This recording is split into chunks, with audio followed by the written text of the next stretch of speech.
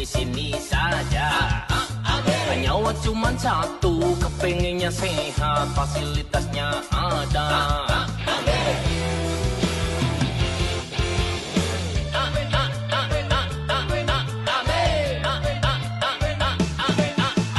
Harga beras naik, harus keloncongan, semoga bisa makan. Gajiku pas-pasan, gak punya tabungan, semoga bisa mapan.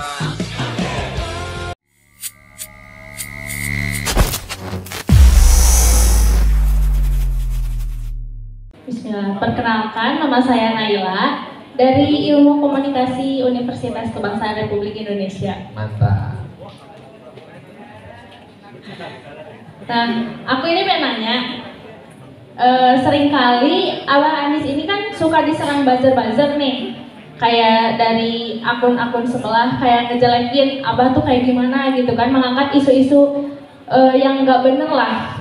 Nah, Kak Tia ini kalau nggak salah anak sulung ya, anak sulung.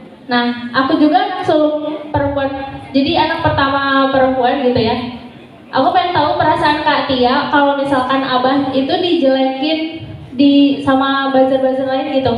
Perasaan Kak Tia itu kayak gimana? Dan sikap apa yang dihadapi Kak Tia kalau menghadapi hal-hal seperti itu? Terima kasih. Tepuk tangan dong buat pertanyaan yang mewakili kita semua. Jangankan anaknya, kita aja kesal Bapak Ibu, teteh-teteh semuanya ya. Nah sekarang gimana perasaan anaknya? Thank you Naila pertanyaannya. Memang awal-awalnya ada sebelnya dikit deh. Kenapa ya? Kok kena terus gitu rasanya. Tapi Abah itu selalu ngajarin ada namanya voice, ada yang namanya noise. Voice itu pesan yang perlu disampaikan, noise itu caranya mungkin nggak tepat, nggak sesuai sama apa yang kita harapkan gitu. Mungkin apakah dengan buzzer atau apakah dengan kata-kata yang menurut kita kurang mengenakan gitu. Nah kita dengerin voice-nya aja, jangan terganggu sama noise-nya. Dan aku pribadi tahu betul Abah itu seperti apa. Jadi lama-kelamaan berita-berita yang menjelekkan itu ya jadi background noise aja gitu, nggak lama-lama ya terbiasa, nggak terganggu. Dan alhamdulillahnya juga kalau misalnya ada hal-hal yang muncul di berita yang kadang judulnya itu agak bombastis gitu, aku bisa tanya langsung gitu sama Abah. Ekstrim gitu ya? Iya, dan di situ Abah juga menjelaskan dengan baik. Dan di sisi lain ini juga jadi PR kita nih, apalagi yang Gen Z. Kita kan udah melek teknologi, udah lebih bisa lah memfilter mana yang hoax, mana yang bukan gitu. Jadi dari sisi kita bukan hanya membiarkan orang-orang berkata apa, tapi di sisi lain kita jangan sampai kita ikut share tentang siapapun itu. Jadi hoax itu kita hindari, kita hati-hati kalau share juga. Dan mudah-mudahan kedepannya pemilu bisa damai juga gitu. Luar biasa ya. Fokusnya sama substansi. Yes, Teh Tira. Jadi sesuai sama yang tadi kita ngobrol di awal. Jadi Teh Tia. Kalau di mana kita panggilnya bukan Teh atau Teh Tia dong ya. Jadi Teh Tia. Jadi kita yang ada ini salah satunya dari Indonesia Speak Up. Ini kita yang isinya sebetulnya Muslim influencer yang sekarang ketika ketika sekarang Abah Anies maju, kita berubah untuk membela perubahan, untuk menjadi orang yang paling keras menyuarakan perubahan, di mana sebetulnya minoritas kami itu di sosial media, tapi kita terus berjuang gitu loh, di tengah negara api menyerang, kata itu ya, buzzer semua menyerang, tapi kita tidak berhenti. Jadi buat teman-teman yang ada di sini, kita semua punya WhatsApp, punya Instagram, punya akun X, punya akun Twitter, punya semua akun TikTok dan sebagainya. Perjuangkan. Kalau kalian pengen ada perubahan di Indonesia, maka pakai akun-akun kalian untuk mengklarifikasi isu-isu yang tidak sesuai. Betul kan ya? Kalau yang turun di jalan mungkin sama ibu-ibu. Nah kalau dari sosial media, perang udaranya orang anak muda. Yes, inilah fungsinya kita undang Gen Z supaya mereka-mereka ini akan jadi orang yang membela Abah Anies di TikTok karena sudah mendengar apa yang disampaikan oleh Kak Tia. Tepuk tangan buat kita semua ya. Satu SMA di Negeri Kota Bandung. Sebelumnya mengucapkan terima kasih kepada Katia karena setelah melihat rekam jejak Katia, tadi katanya udah pernah ikut pertukaran pelajar di Denmark, terus udah menempuh pendidikan juga di Universitas Indonesia. Semoga Seruni dan teman-teman Seruni yang ada di Kota Bandung dan seluruh Indonesia bisa mengikuti jejaknya Katia. Pertanyaannya mungkin yang pertama, pola parenting apa sih yang diberikan Abah Anis kepada Katia sehingga bisa menghasilkan generasi seperti Katia yang bisa ikut pertukaran pelajar ke Denmark, terus bisa sampai kuliah di universitas terbaik di Indonesia juga. Bagaimana gitu pola parenting yang diberikan Abah Anis kepada Katia? Terus pertanyaan yang kedua, pernah nggak sih Katia tuh berbeda pendapat atau sudut pandang dengan Abah Anis? Misalkan kalau misalkan sekarang kan anaknya pengen ke universitas ini, tapi ternyata orang tuanya pengen anaknya ke universitas yang lain. Nah, bagaimana sih cara Katia mengatasi perbedaan pendapat tersebut dengan Abah Anis? Terima kasih Katia. Tepuk tangan dong buat yang nanya. Namanya tolong dicatat ya, panitia nanti dapat door prize dari kita. Silakan Katia. Cara parenting Abah sama Mama. Kalau aku ngelihatnya Abah itu selalu menceritakan pengalamannya kepada anak-anaknya. Jadi aku mendapat inspirasi dari situ. Jadi sebenarnya inspirasi bisa didapat dari mana aja, tapi alhamdulillah inspirasi aku satu rumah sama aku. Jadi itu salah satu privilege yang aku miliki. Di situ aku jadi terinspirasi, wah Abah dulu pertukaran pelajar juga nih. Kok kayaknya menarik ya, ceritanya seru-seru gitu.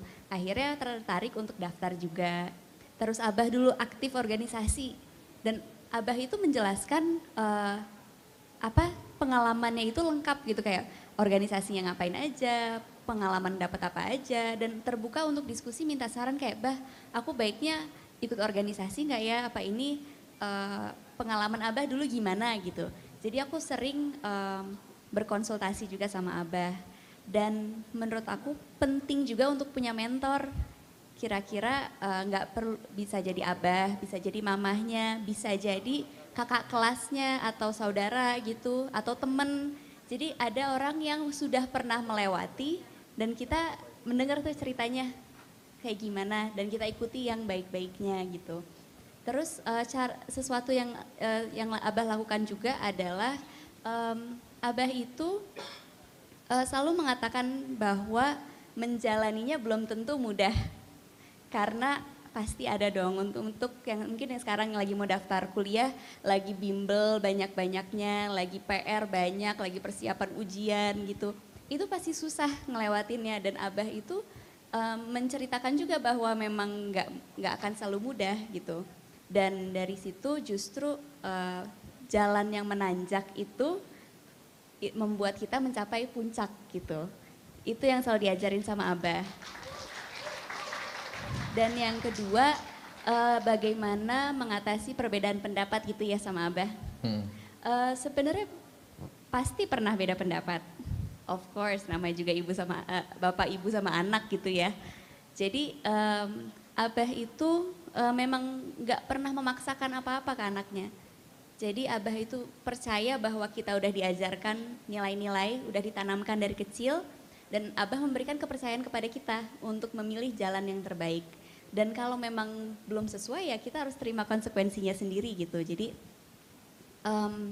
misalnya untuk menentukan universitas, untuk menentukan kuliah, pasti ada perbedaan pendapat dengan orang tua. Saran aku kalau memang berbeda, kita harus pahami juga bahwa orang tua pasti pengennya yang terbaik juga untuk kita.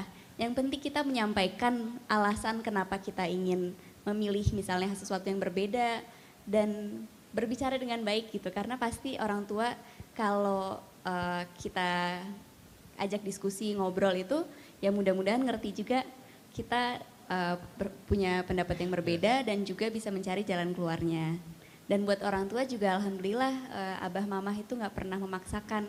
Jadi kita selalu berdiskusi dan hasilnya ya apapun keputusan yang diambil itu nggak ada rasa keterpaksaan gitu. Jadi menjalaninya juga enak gitu. Luar biasa ya sosok Abah Anis, tepuk tangan dong Jadi pada melongot tadi dari kalian gini aja katanya kan. Semoga abah aku kayak gitu ya katanya. Katia nih, aku ini kebetulan semester 1, jadi baru masuk kuliah. Sama kita ya. Ini mah Iya kayaknya. lanjut. Aku pengen nanya, ini semester 1 sebenarnya awal-awal masih semangatnya tinggi banget untuk aktif di sekolah, cuman sekarang ada mulai turun. Katia ada tips nggak gimana untuk tetap menjaga semangat kita sebagai seorang mahasiswa? Gitu? Pasti ada naik turunnya kalau jadi mahasiswa ya. Pasti capek kalau misalnya lagi banyak kepanitiaan, plus deket-deket UAS, itu pasti tegang banget. Jadi menurut aku itu perlu kita hadapi aja.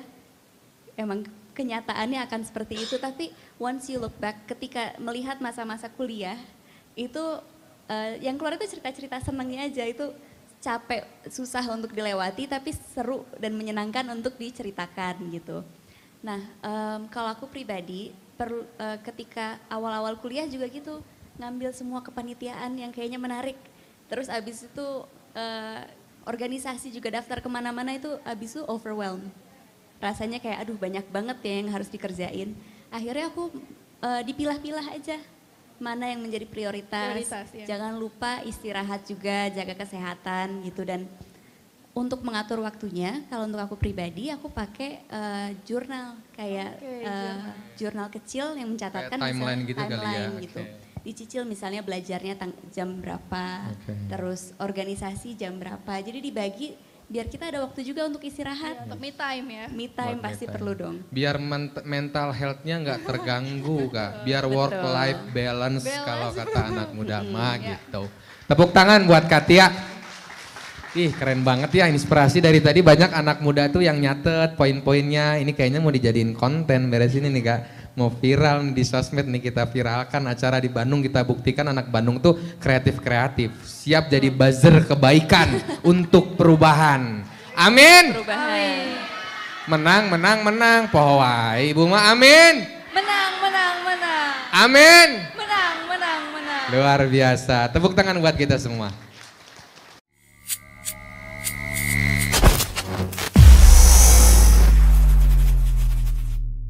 Amin saja dulu, amin bareng Anies Muhaimin. Pemimpin menang, asihkan fotonya, Indonesia berkah. Amin aja dulu.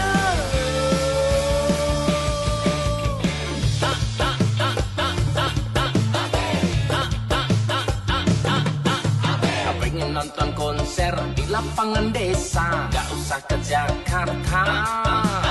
Koruptor dihukum tanpa ada diskon, biar gak bebas hedon.